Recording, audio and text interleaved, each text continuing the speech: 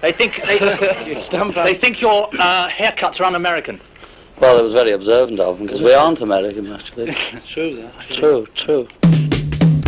50 years ago this week, the Beatles shoot the finale to their first film with 12 cameras and 350 screaming schoolgirls. John Lennon meets his father and tells him to get lost. For the only time in history, one band has the #1 song in America and the #2 song, and number 3, 4, and the number 5 song. Guess which band? It's the Fabscast at fabscast.net, the timeline of the music that changed the world for the week ending April 4th, 1964. My name is Richard Speziale, and 50 years ago this week, the Beatles shoot the final scene of their first feature film, A Hard Day's Night. She's a trendsetter. She's a drag, a well-known drag. We turn the sound down on her and say rude things. On Tuesday, the 31st, the Scala Theatre in London was packed with 8 motion picture cameras, plus 4 television cameras, plus 350 paid extras, mostly schoolgirls, screaming their lungs out at the Beatles.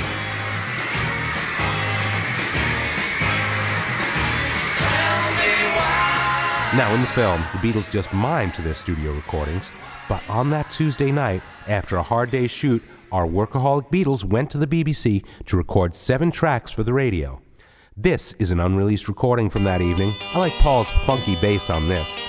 But this guy... It's the other side of the record as John Lennon sings. I've got something to tell you that might cause you pain. If I catch you talking to that boy again, I'm gonna let you down. Let you down, leave you flat. I'm gonna let you down and leave you flat. Because I told you before, oh, you can't do that. Oh, it's called You Can't Do That. Oh no, John? But we can. That's better. Wednesday, the 1st of April. Beatles, cameras, and screaming extras were back at the Scala Theatre. We're about halfway through the film, got about another 3 weeks to go, and everything's going great, I think. But filming was interrupted after 1:30 when a car was sent for John Lennon with word his father had turned up. No one questioned the elder Lennon's identity because John looked remarkably like his father. Now, John Lennon had not seen his father since age 5. After 17 years, his first words were, "What do you want?" John's father, Alfred Lennon, was accompanied by a reporter. The meeting did not go well. After about 20 minutes, John Lennon ordered them both out. Later, John softened a bit and sent his dad some money. But months later, he was horrified to learn that his father had released a record. It started in Liverpool, where I was born. No father to advise me, but I carried on. Much to John's relief, the record was not a hit. Some have pointed out, listen very carefully, many have noted that the beginning of Alfred Lennon's record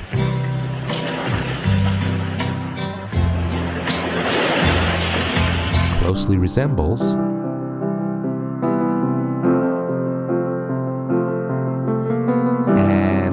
that one right there. On Thursday, the Beatles continued filming at the Scala. On Friday, they shot a bizarre trailer for the film, seated in baby carriages. We just finished making our first feature film for United Artists. John is typing. Ringo keeps answering a phone. Hey, Paul, tell them about the songs and that. On that. There's 8 songs in it. 8? Yeah. Hey, I only did 6. Do you? Don't be soft. And Paul coming just to your rambles theatre. on. Coming Very to Your theatre. What? Also on Friday, they answered the questions of female fans. John, why don't you wear glasses on stage? Because I'd lose my nerve if I could see everybody in the audience, you know. I like to have it all vague. For a local television show called Star Parade. John, why did you have to get married? Because the same reason anybody gets married, you know. Don't want to be slushy like, but you do, don't you? When you want to get married, when you got to go, you got to go. I always say. Hey, what's it got to do with you? Now on Saturday, April 4th, for the first and only time in music history on the Billboard chart, the #1 song in America Can't buy me love. and the #2 song Twist and shout. and number 3, She loves you, yeah. 4, I wanna hold your hand. and 5. The top 5 songs in the USA, one group. Not only the Beatles had the top 5, that week they had 12 songs in the Billboard Hot 100, and just about every other chart as well. In Canada that week, the Beatles had the top 6 songs. In Australia, the top 9. Back in the States, even tribute records were hits. Songs not by the Beatles, but about the Beatles. Now here's a notable tribute record that didn't chart. Yeah, it's kind of punky. This is the first record from a voice you know.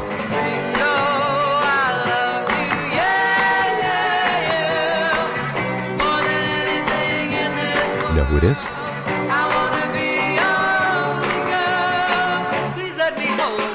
This is Cher's first record. She's 16 years old. Phil Spector produced this. Radio programmers thought it sounded like a boy singing to Ringo, so radio, for the most part, didn't play it. And the nice thing about the Fabscast is that every week it gets more and more interesting. Be sure to check back at fabscast.net every week for more Beatles history, music, and shenanigans. Let's rock out this Fabscast with another unreleased track recorded on that Tuesday night radio session. This is a Carl Perkins tune. Until next week for fabscast.net, this is Richard Speziale. Peace and love. Sing it, George. Well, they took some honey from a tree, dressed it up and they called it me. Everybody's trying to be my baby. Everybody's trying to be my baby. Everybody's trying to be my baby now. Woke up last night, 4:30, 15 women knocking on my door. Everybody's trying to be my baby. Everybody's trying to be my baby. Everybody's trying to be my baby now.